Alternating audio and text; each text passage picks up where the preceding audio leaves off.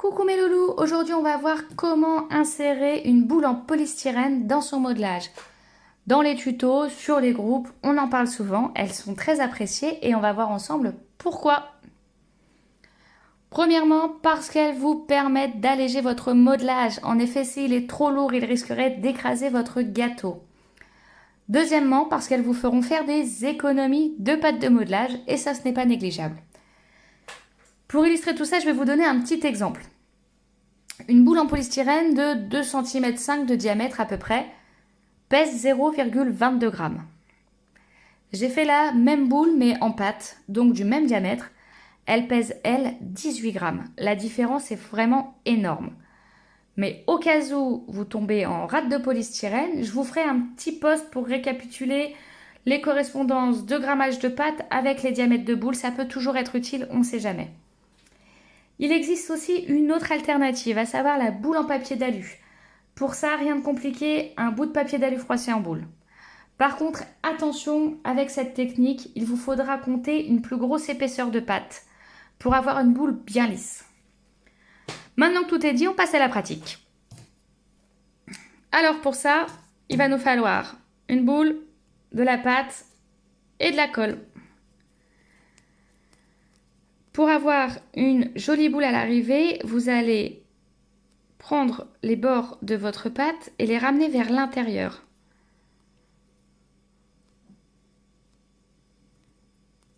Je vais vous montrer. Hop. Pourquoi? Parce que j'aimerais avoir le dos bien lisse. Et là, il ne l'est pas, donc je peux continuer. Hop.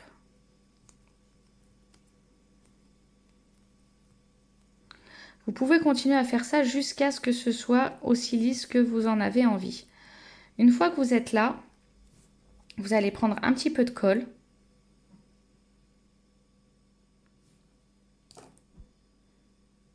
Votre boule. Et de là, hop, bien enfoncer. Comme vous le voyez souvent, il faut mettre de la colle entre la boule et la pâte. Pourquoi? Pour empêcher l'air de venir s'introduire entre les deux, ce qui vous ferait après des cloques dans votre boule finale. Hop, donc surtout, on met de la colle et on appuie bien pour que l'air ne puisse pas passer. Voilà, on arrive en haut, on referme. Et là, vous pouvez former la boule que vous souhaitez.